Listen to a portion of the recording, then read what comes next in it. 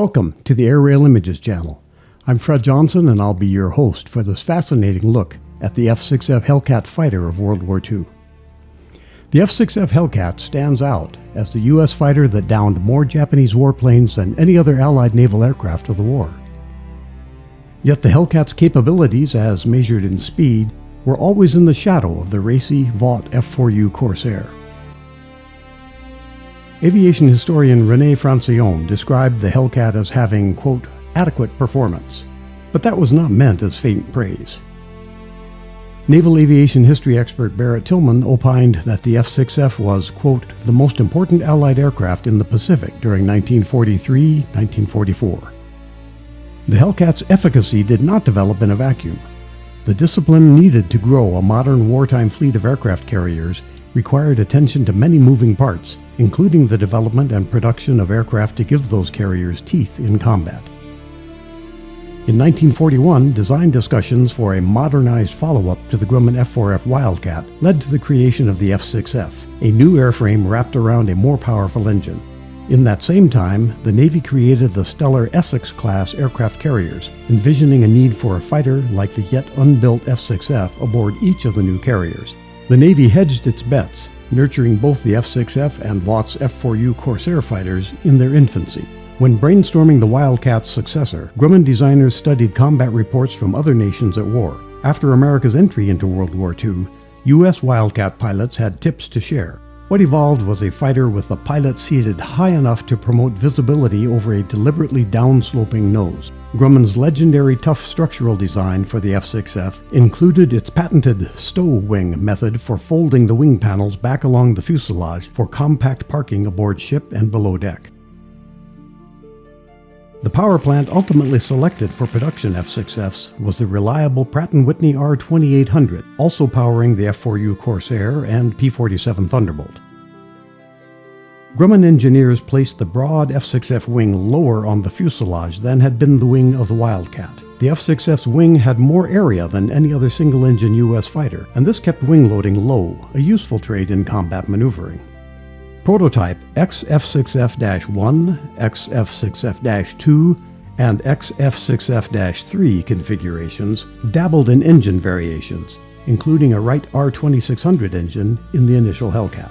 First XF6F flight came on June 26, 1942, but by then the Navy had already requested production F6Fs to fly behind the more powerful Pratt & Whitney R2800, exemplified in the XF6F-3 that first flew on July 30, 1942. The -3 Hellcat featured a few tweaks to the airframe, like horizontal tail surfaces of slightly larger span and narrower chord.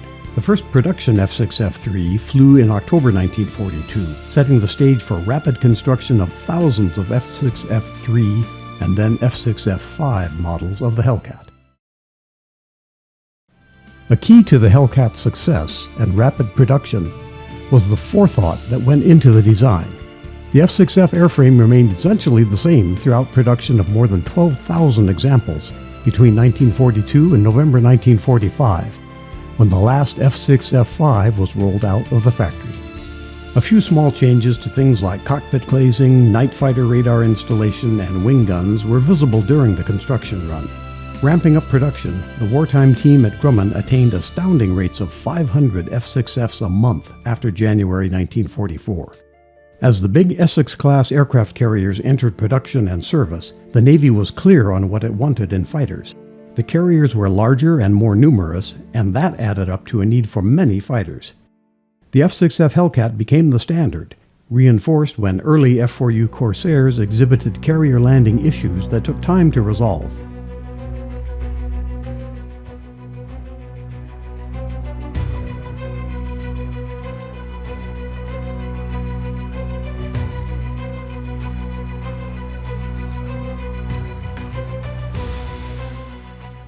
The wheels of industry and bureaucracy turned in unison, and Grumman offloaded production of the F4F Wildcat and TBF Avenger to a new division of General Motors, while sending plans and parts for the utility J-2F biplane amphibian to Columbia Aircraft for continued production.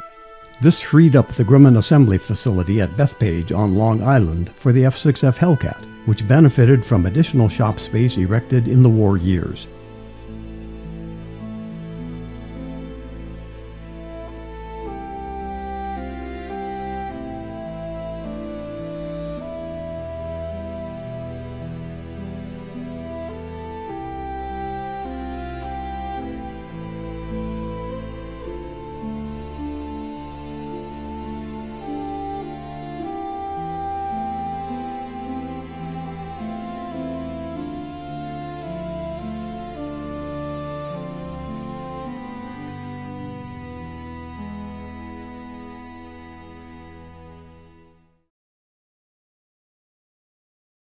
Naval historian Norman Polmar, calling the F6F Hellcat the principal fighter aboard U.S. aircraft carriers from 1943 to 45, said the U.S. Navy operated more shipboard Hellcats than any other type of carrier-based aircraft during the war. The evolving needs of combat in the Pacific War saw the Navy emphasize Hellcat fighters aboard carriers at the expense of bombers. Targets suitable for U.S. Navy torpedo bomber attacks were diminishing, and the threat from Japanese aircraft, including kamikazes, was on the rise. This made Hellcat fighters more valuable to place aboard ships, especially since the F6F could perform some of the functions of a bomber by carrying ordnance on the centerline shackle, Polmar wrote. And F6F-5s had 2 additional bomb shackles, one on each wing center section stub. Hellcat pilots could also perform scouting missions. Toward the end of the war, fighter strength authorizations for the big carriers reached 73 aircraft. That many Hellcats took up a lot of deck and hangar bay space, so the complements of dive bombers and torpedo bombers were reduced to only 15 aircraft of each.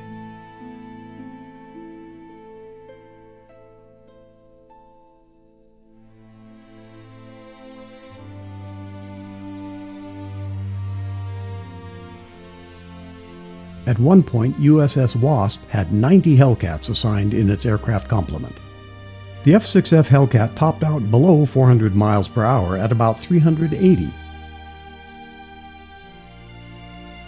But this still bested the 331 mile per hour fastest speed of the Hellcat's common adversary, the Mitsubishi A6M0, and some of its contemporaries.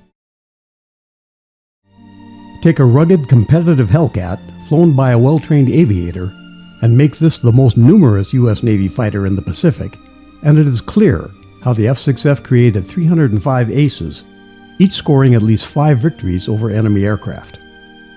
David McCampbell in the cockpit of his F6F with evidence of his and the Hellcat's propensity for aerial victories. McCampbell's accomplishments included status as the U.S. Navy's all-time high-scoring ace with 34 victories. Additionally, he set a Navy record by downing 9 Japanese aircraft in one day. With peace in the late summer of 1945, the same U.S. Navy that banked on the availability of thousands of F6F Hellcats pivoted quickly to faster prop different fighters like the F4U Corsair and F8F Bearcat, pending the perfection of shipboard jet fighters. But the sterling qualities of the F6F Hellcat, good flying traits, low wing loading, rugged construction, and copious availability, made the Hellcat unnatural for droning from the last half of the 1940s through the 1950s. The U.S. Navy flew Hellcats as scientific probes in Operation Crossroads, penetrating radioactive skies after atom bomb tests. F6F-3K drones used in Operation Crossroads in 1946 were painted red with tails color-coded to denote the different radio frequencies used by each drone.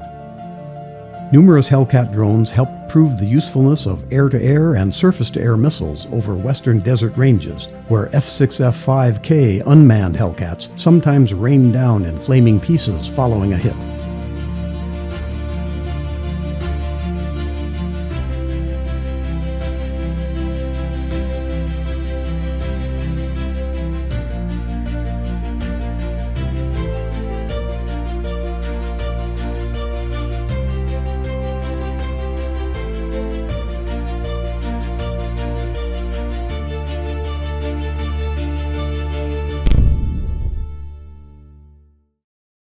Two quirky uses of Hellcat drones were the F6F that mounted a machine gun aimed at its own test gas tank in an exploration of flame caused by gunfire, and the operational one-way sorties of F6F-5Ks carrying bombs against North Korean targets briefly in 1952. The bomb mounted on the center line of this Hellcat has no guidance fins installed, because the bomb will still be attached to the drone F6F-5K when it is deliberately crashed into a North Korean target in September 1952. Here's a look at Hellcats from first to last. Some of the prototypes flew with a large prop spinner. Early landing gear doors were revised and simplified.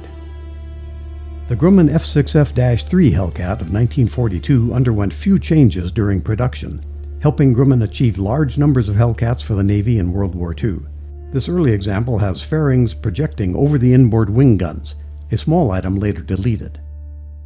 9 triple-tone F6F-3s in a row testify to Grumman's efficiency at building the Hellcat to meet wartime needs.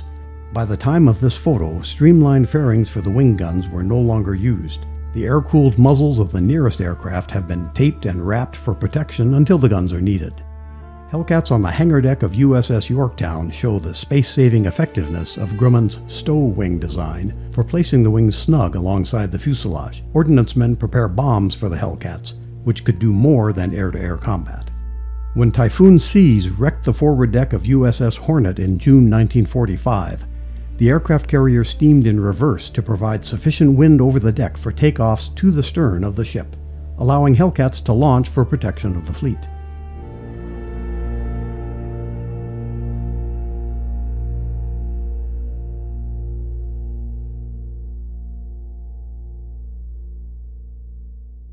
Grumman's small footprint for folded-wing aircraft allowed large numbers to be readied on the aft deck of an aircraft carrier. In this view, the larger inlet on the lower part of the cowling helps distinguish F6Fs from Avenger torpedo bombers, while SBD Dauntless dive bombers with wings that do not fold are marshaled at the rear of the deck.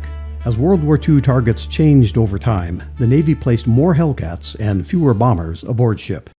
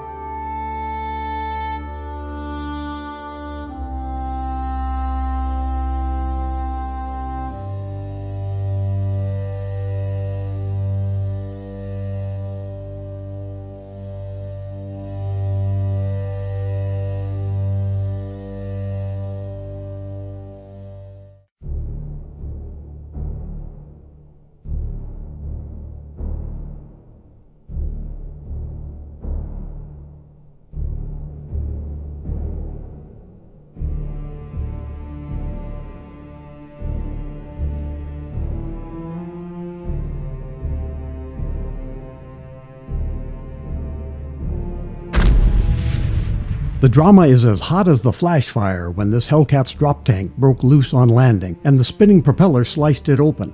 The pilot made it out and had a story to tell.